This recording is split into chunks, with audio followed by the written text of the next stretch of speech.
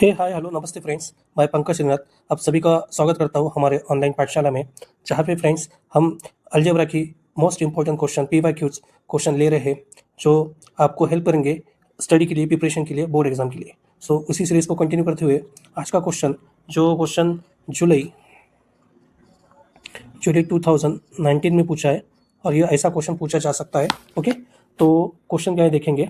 Sachin invested 5,000 rupee in the first year, ₹7,000 in the second year, ₹9,000 in the third year in National Savings Certificate Scheme. How much amount he did invested in 12 year? So question अच्छे से पढ़ लो friends. जो यहाँ पे question में क्या दिया है, एक सचिन नाम का पर्सन है जो ईयरली इन्वेस्टमेंट कर रहा है। पहले ईयर में उन्होंने 5,000 इन्वेस्ट किए, सेकंड ईयर में 7,000 और थर्ड ईयर में 9,000 इन्वेस्टमेंट किए। इस हिसाब से इन्वेस्टमेंट स्टार्ट है उनका, ठीक है, नेशनल सेविंग सर्टिफिकेट में।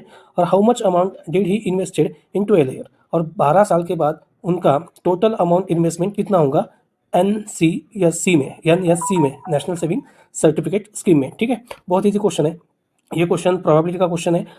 हमको लगता है कि ये क्वेश्चन बैंक के रिलेटेड है, लेकिन आपको अगर स्टडी किए होंगे अच्छे से तो ये क्वेश्चन प्रोबेबिलिटी का क्वेश्चन है। ठीक है, सो कैसे सॉल्व करना है, ईजी है। देखो फ्रेंड्स, सॉल्यूशन पहले हम लिखेंगे सचिन की इन्वेस्टमेंट कैसी है।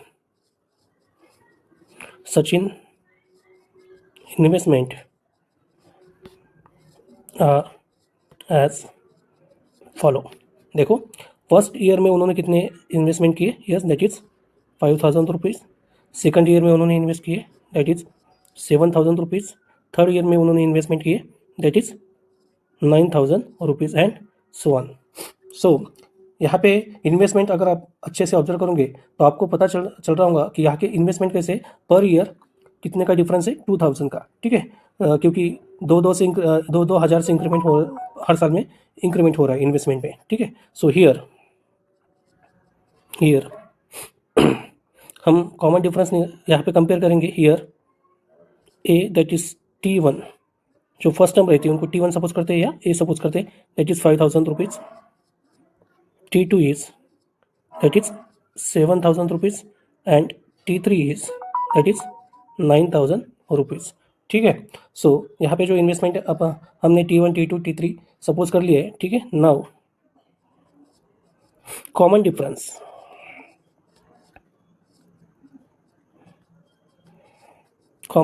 Which is denoted by yes that is small d, और डिफरेंस क्या होता है, that is T2 minus T1। ठीक है, so d is equal to T2 क्या है, दैट इज 7,000 माइनस T1 क्या है, that is yes that is 5,000। So d finally क्या मिला है, यहाँ पे लिखेंगे, जगह नहीं है, यहाँ पे लिख सकते। ठीक है, सो फाइनली d क्या मिला है, 2,000। ठीक है, d की वैल्यू मिल गई है और a की भी वैल्यू हमको यहाँ से मिल गई है कंपेयर करके।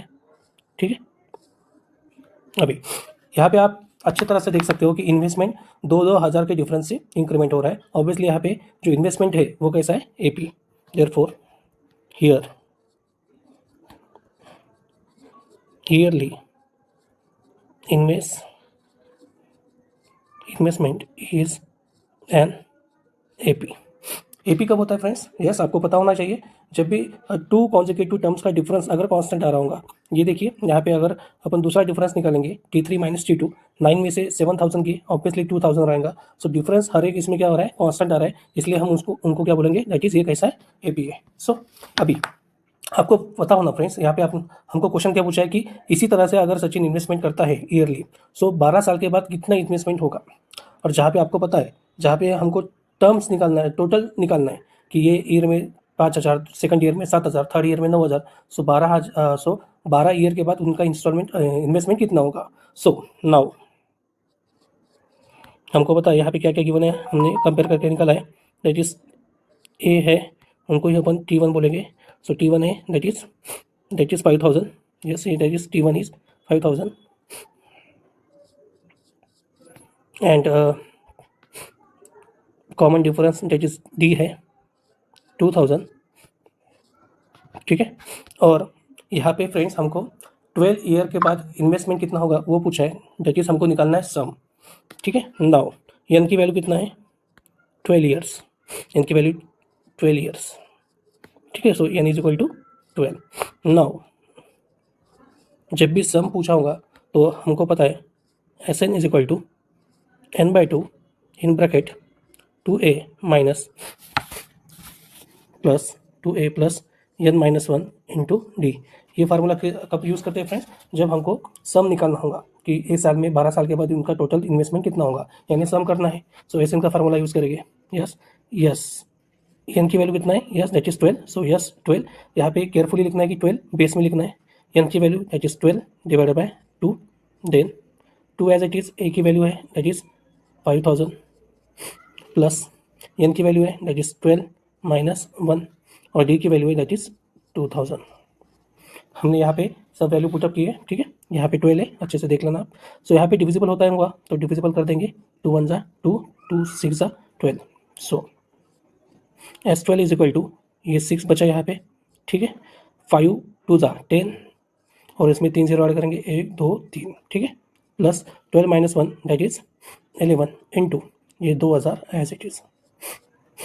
सो S 12 is equal to 6 plus वे 10,000 प्लस 11 2 जा 22, यहाँ पे 30।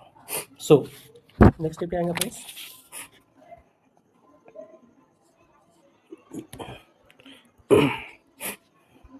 यस 12 इज इक्वल टू, यहाँ पे बचा था 6, ठीक है। 6 10,000 plus 22,000, 10,000 plus 22,000। So S 12 equal to 6 as it is, पहले ब्रैकेट सॉल्व कर लेंगे। 22 और 10 दैट इज 32 और ये 1000 दैट इज, अभी 6 का मल्टीप्लाई करेंगे। 6 2 जा 12, 2 कैरी 1, 6 3 जा 18, 18 प्लस 1 दैट इज 19 और यहाँ पे 3 0। दैट मीन्स यस 12 कितना है हमारा? यस 12 है हमारा, yes 12 that is 1 lakh. So finally हमारा आंसर आ गया, यस 12 इज इक्वल टू 1,92,000, ठीक है। That means therefore Sachin invested 1,92,000 rupees after 12 years।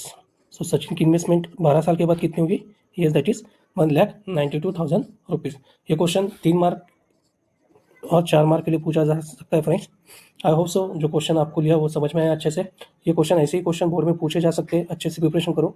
आज थोड़ा सा गला खराब है और तबीयत ठीक नहीं है। आई होप सो थोड़ा सा नॉइज़ में आपको आ रहा होगा वॉइस में, प्लीज़ कंसिडर दैट, ठीक है। सो ऐसे ही क्वेश्चन हम लेते रहेंगे, आप अच्छे से पढ़ाई करो और कुछ डिफिकल्टी है तो कमेंट बॉक्स में आप बता सकते हो। सो आपको अगर वीडियो अच्छा लगा, वीडियो को लाइक करिए, सब्सक्राइब करिए और ज़्यादा से ज़्यादा शेयर कीजिए।